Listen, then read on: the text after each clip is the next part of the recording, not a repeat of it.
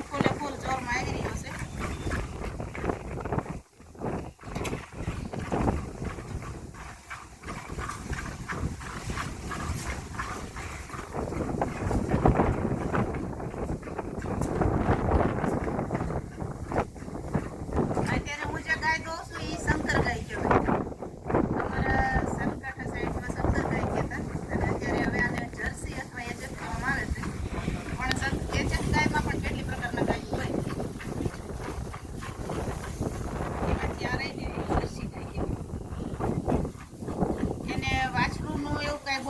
હોય નહીં તમે ચાઠે તગારું ખાણનું મેઘો તોય તમને ધોવાય નહીં.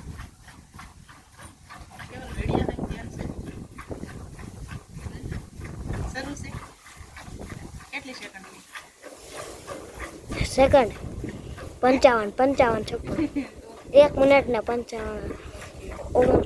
2 મિનિટ. અમારા કેવલભાઈ વિડીયો બનાવતા એટલે મને એવું લાગ્યું કે વિડીયો કદાચ બંધ હશે પણ વિડીયો શરૂ છે. Thank you Kevalbhai. વેલકમ ફૂઈ. આખી ગાયનું મિલ્કિંગ તમને આજે વિડીયોમાં બતાવવાનું છે એટલે કેવલભાઈને કીધું કે આજે લાઇટ નથી તો આપણે હાથે ધોવી અને બ્લોગ પણ બની જાય.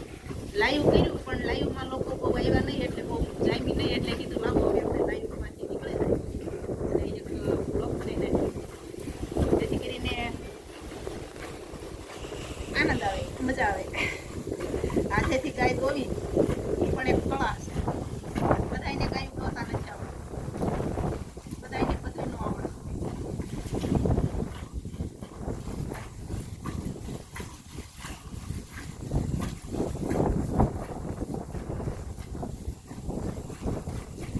એ વાત ઉપરથી બધાને બધું ન આવડતું હોય એ વાત ઉપરથી એક 6 લીટીનું વાત યાદ આવી ગઈ. અમે સાંભળેલી છે આપણે બનાવેલી નથી, સાંભળેલી વાત છે. હર કિસી કો સબ કુછ નહીં મિલતા, હર કિસી કો સબ કુછ નહીં મિલતા, હર નદી को साहिल नहीं मिलता, जीब दास्तान है दिल वालों की, किसी को दिल नहीं मिलता तो दिल से नहीं मिलता. કેવું લાગ્યું કોમેન્ટમાં જણાવજો. ક્યારેક ક્યારેક અમને આવો બધો શોખ છે, ક્યારેક ક્યારેક કંઈક ગમી જાય તો યાદ રાખી લેવી અને યાદ રહી પણ જાય. હુંકારો કરવી નહીંતર તો એક ગાય દોવામાં શિખર કેટલી વાર લાગશે. જેટલી મિનિટનો વિડીયો બનશે એટલી મિનિટ લાગશે ગાય દોવામાં.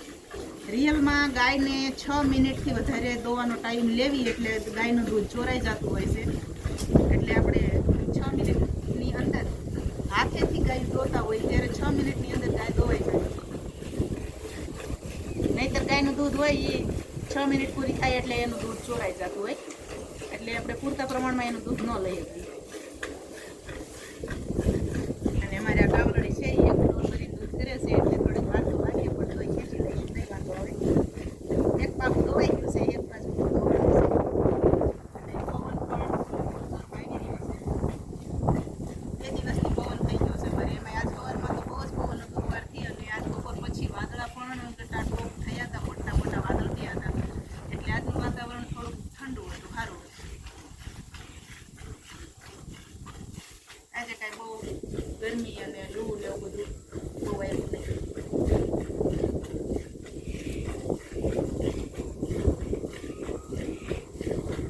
મને ગાયું દોતા આવડે છે કોમેન્ટ કરજો હો. આમાં ઘણા આઠોડા માણસ પણ હોય જે ગાયું દોવે ખરા પણ દૂધ પીવે નહીં.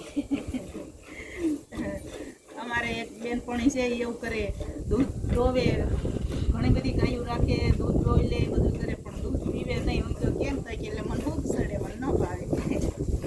એટલે ગાયનું દૂધ તો અમૃત સમાન કહેવાય, દૂધ પીવું જ નહીં. ગાયનું દૂધ, દહીં, ઘી અને છાશ આ 4 વસ્તુ. એમાં જો ગીર ગાય હોય તો એનું ગૌખળ કોણ આવે છે.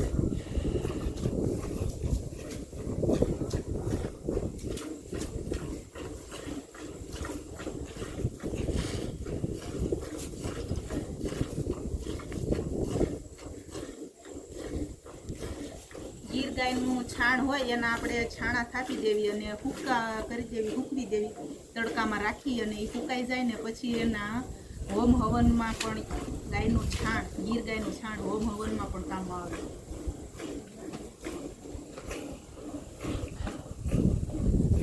હવે અમારી ગાય ધોવાઈ રહેવા આવી છે. આપણે આખી ગાય ધોવાઈ જાય ત્યાં સુધી વિડીયો બનાવશું. હવે ખાલી ડોકા બાકી રહ્યા છે.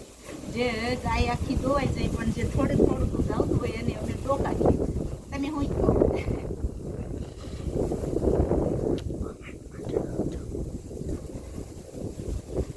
જો આ જે લેવાય છે ને આને ડોકા કહેવાય. જે ઉપરથી ખેંચી અને ઉતારી અને દોવાના હોય એને ડોકા કહેવાય.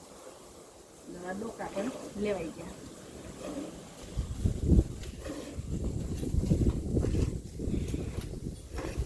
આ HF ટાઈપની ગાય છે. આ બીજી વખત બચ્ચાને જન્મ આપે તે આપણે આને 1.5 મહિનો માત્ર વસુકાવા દેવી પડે ત્યાં સુધી આ દૂધ આપણને દોવાઈ જાય છે. HF ટાઈપની ગાય કહેવાય. અને ગીર ગાયું હોય, જે પ્યોર ગીર ગાય હોય એ વધીને આપણને 6 મહિનાનો ગાભ થાય ત્યાં સુધી દોવાઈ જાય એટલે પછી વસુકી જતી હોય છે.